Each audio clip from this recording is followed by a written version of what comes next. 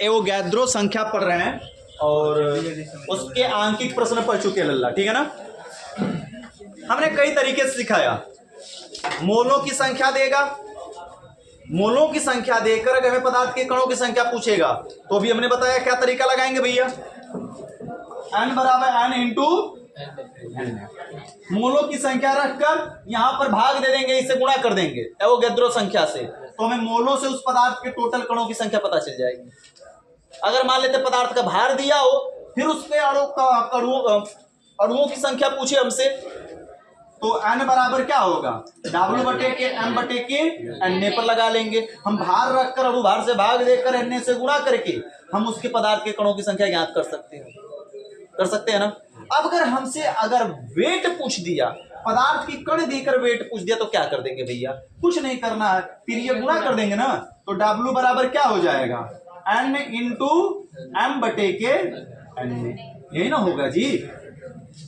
तो पदार्थ के कण दे दिए अगर हमें और उसका वेट पूछ दिया, लिखो भैया, लिखो आयरन के 18.06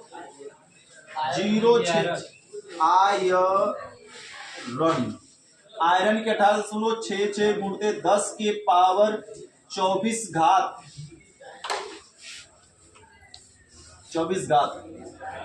कणों के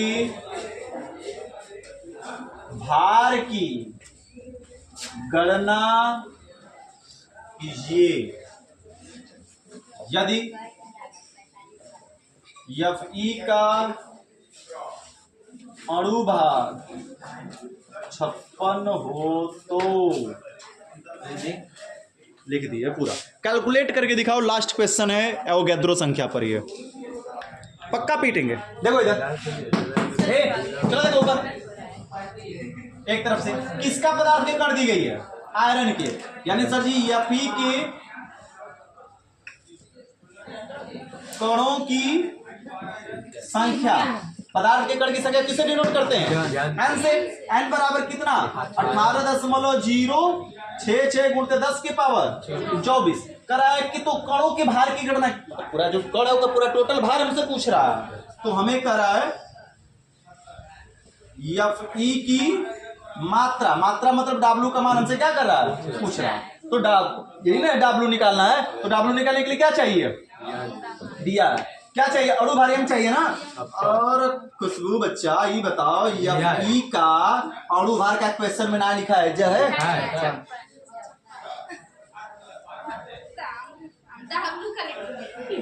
56 लिखा है ना अणुभार, तब कहीं आवर्त सारणी से पलट के बार अणुभार ढूंढ रही है।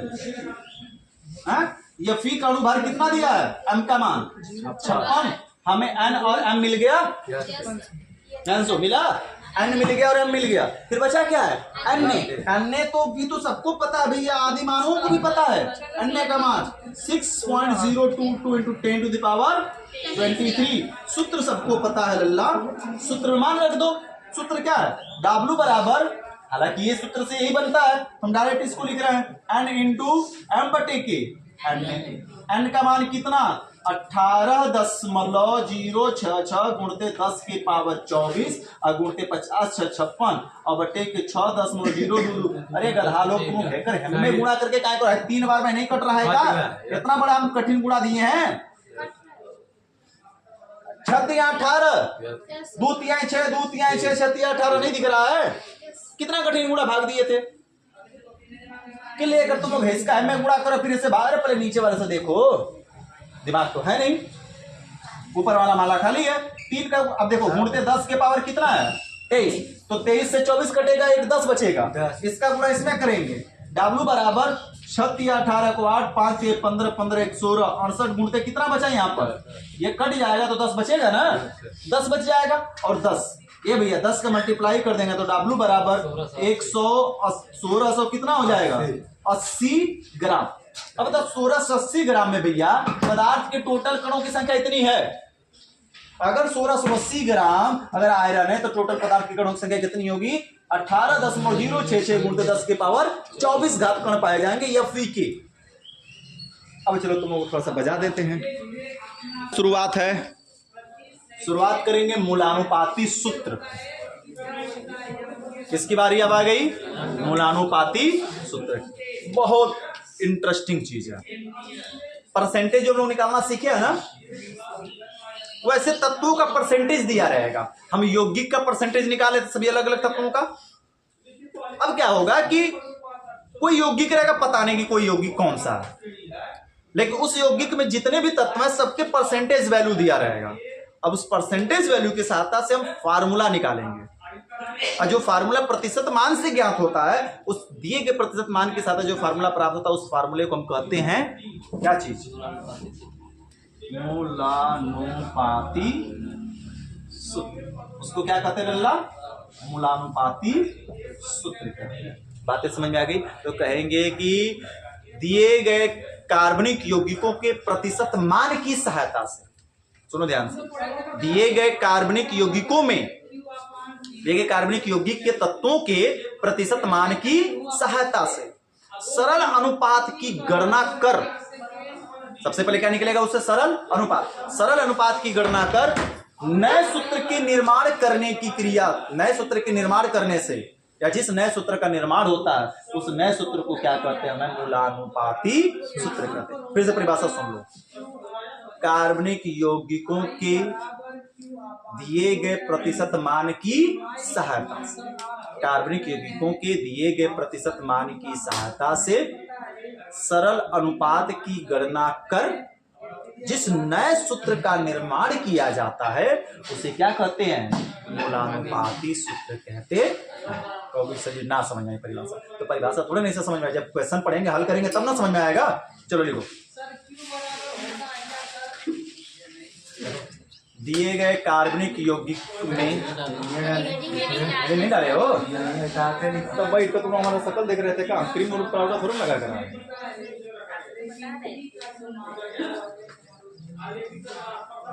कार्बनिक यौगिक में, देखो कार्बनिक यौगिक में,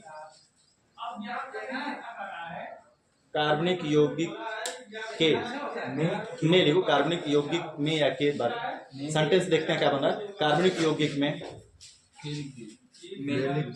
कार्बनिक यौगिकों के प्रतिशत, ऐसे ठीक, कार्बनिक यौगिकों के तत्वों के, कार्बनिक यौगिकों के तत्वों के दिए गए प्रतिशत मान की, कार्बनिक यौगिकों के तत्वों के प्रतिशत, तत्वों के दिए गए प्रतिशत मान की, प्रतिशत मान की सहायता से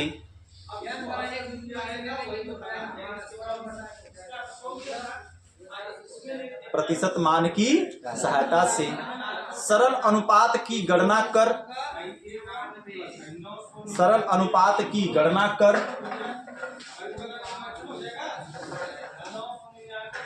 सरल अनुपात की गणना कर जिस नए सूत्र का निर्माण किया जाता है,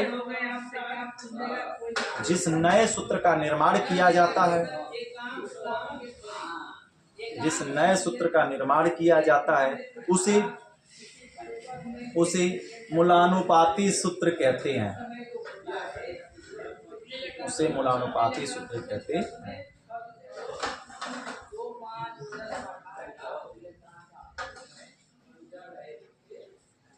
देखो ये क्या बोला गया?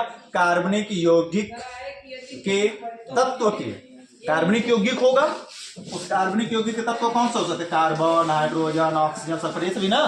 तो कार्बनिक यौगिक के तत्व के, सेंटेंस सबसे सिंपल है भैया। हमने बोला कि कोई कार्बनिक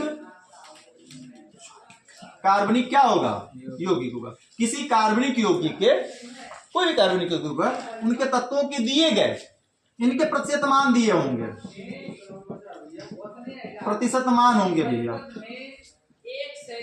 दिए गए प्रतिशत मान की सहायता से सरल अनुपात की गणना करके जिस नए सूत्र का निर्माण करते हैं उसे क्या कहते थे? हमें मूलानुपाती सूत्र कहते। मामला तय, कोई कंफ्यूजन नहीं होना चाहिए। अब क्या होता है सवाल में? मूलानुपाती सूत्र तो हम निकाल लेंगे भैया सरल अनुपात करके, सभी तत्वों का क्या ज्ञात करेंगे? सरल अनुपात। बात ध्यान से समझो। अब जैसे हम बता रहे हैं, सुनो, जिस प्रकार से हम लोग गुणित अनुपात पढ़े थे ना पीछे, गुणित अनुपात पढ़े थे, सरल अनुपात निकाल रहे थे उन सब में, वैसे ही हम मान लेते 3 तत्व दिया गया हमारे पास। कितना तत्व है? 3 है, सी है, एच है और ओ है। तो इनका अनुपात, तो इनके मान आए होंगे कोई संख्या 1 संबंधित 3 संबंधित 2 मान लेते आई होंगी। इस प्रकार से अनुपात बन गया। सरल अनुपात है ना भैया? ये सारे के सारे क्या दशमलव में है क्या? ये पूर्ण संख्या तो सरल अनुपात ही ना है। अब इन सरल अनुपात से मूलानुपाती सूत्र बनेगा कैसे?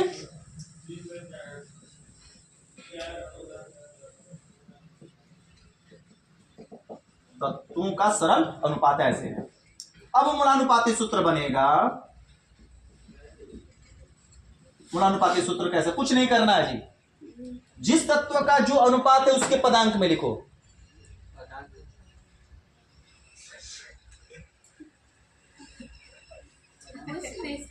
क्या बता रहे हैं? पदांक क्या होता है? क्या भी बोले हैं भाई? अणुभार है तो अणुभार कहाँ खोज रहे तुम बैठे हो?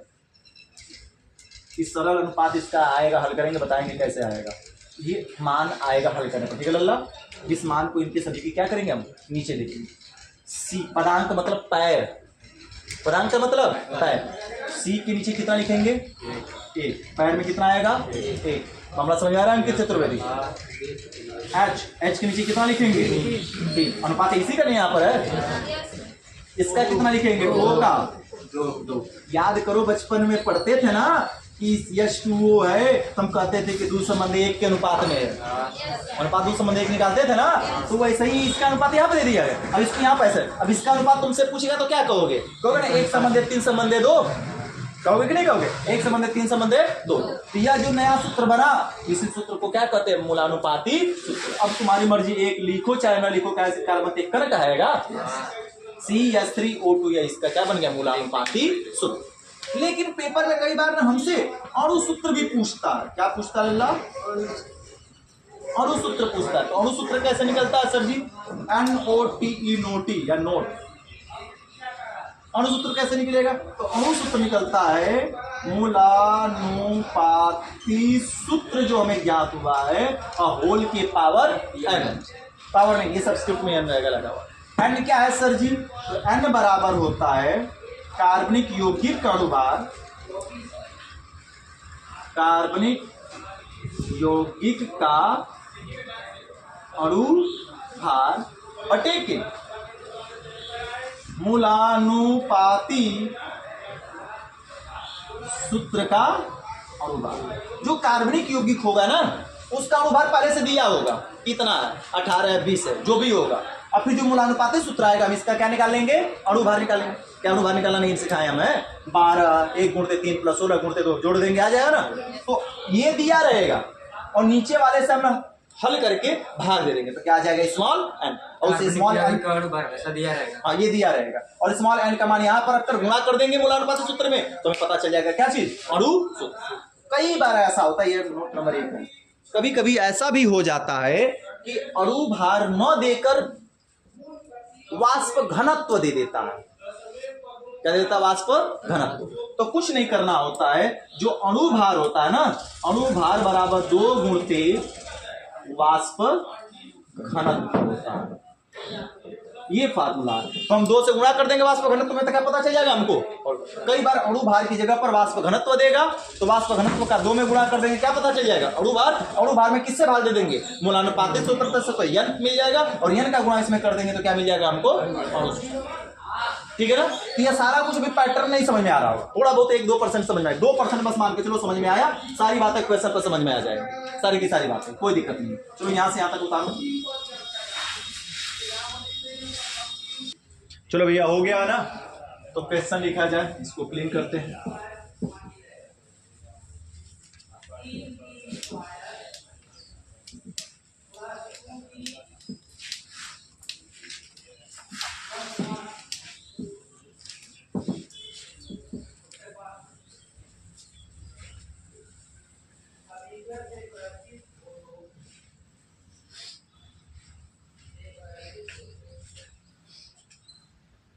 क्वेश्चन बोल रहे हैं, क्वेश्चन बोलना क्या लिखना पड़ेगा।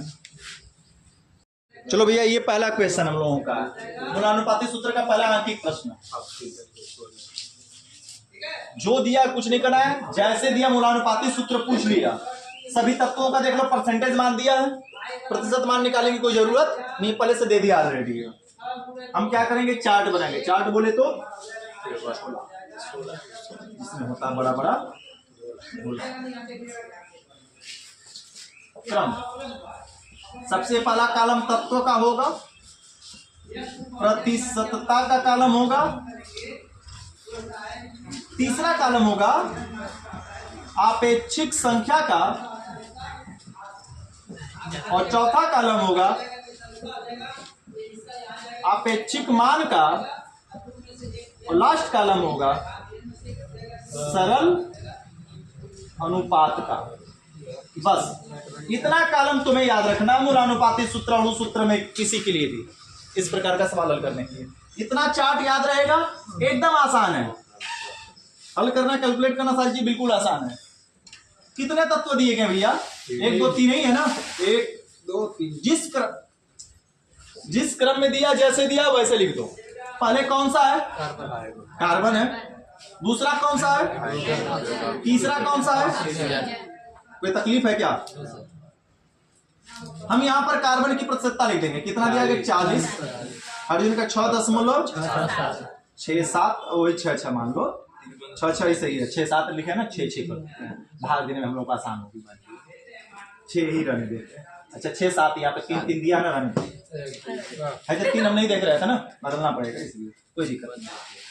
53.33% हमने लिख दिया। कुछ नहीं करना है, आपेक्षिक संख्या में आएंगे। आपेक्षिक संख्या कहती है लल्ला, सभी तत्व के परमाणु भार तुमको पता है, सभी तत्वों का तुमको परमाणु भार क्या है पता है। तो अपेक्षिक संख्या वैसे निकलेगी, सभी परसेंटेज में सभी के परमाणु भार से क्या कर दो, भाग दे दो, भाग दो। 40 बटे की कितना, 12, 6.67 बटे की कितना, 53.33 बटे का कितना। देखो भैया, हम 2 भाग दे रहे हैं, इसका मान 6.67 आएगा, इसका भाग कर बाजू बढ़ती है 36, 3 बचेगा 4, 40, भारतीय 36, भारतीय 36, इसका भाग तुम लोग नहीं दे पाओगे क्या? दे देंगे। हम बताओ, अकेले 2 भाग दिए, तुम लोग इतने मिलेगा 15-20 3.33 इसका भी मान आएगा, हम दे दिए अभी लोग, भाग देकर देख लेना, 3.33 आता चला जाएगा, ठीक है। अब आपेक्षिक मान की संख्या, आपेक्षिक संख्या समझ में आ गई कैसे निकलती है? परसेंटेज वैल्यू में अणु भार से क्या करना होता है, भाग देना होता है। अपेक्षिक मान कैसे निकलता है जी, सबसे छोटे वाले से सभी में भाग देते हैं, सबसे छोटे वाले से सभी में भाग, जो भी सबसे छोटा रहेगा सभी से भाग दे देंगे सभी में। सबसे छोटा कौन है, 3.33 में 3.33 से, 6.67 में 3.33 से, 3.33 में 3.33 से भाग देंगे कितना, भाग देंगे कितना, 1.02 आएगा, 2.0, यहाँ पर 1.0। सरल अनुपात पता है कैसे लिखा जाता है? अगर दशमलव का मान 50 से कम है तो वही संख्या, और दशमलव के बाद का मान 50 से अधिक है तो आगे आने वाली संख्या लिख दी जाती है। तो ये सब तो कंप्लीट है। तो 1 2 and 3, अरे 1 2 1, तो क्या बना, तत्वों का सरल अनुपात, C संबंधे H संबंधे वो बराबर 1 संबंधे 2 संबंधे 1 बनेगा, CHO बन गया कि नहीं बन गया? सामने सामने कुछ नहीं, सामने सामने बस परसेंटेज रख दी। अब परसेंटेज से अनुपात से मूला नहीं दिख रहा होगा इधर, मूलानुपाती सूत्र कैसे बनता हमने बताया है जी। C के नीचे कितना, 1, H के नीचे, O के नीचे C1H2O लिखो, चाहे 1 छोड़ दो, CH2O बन गया मूलानुपाती। कोई तकलीफ है क्या जी? कठिन प्रोसेस है, बस ये तुमको गुणा भाग बस इतना कठिन हो जाए।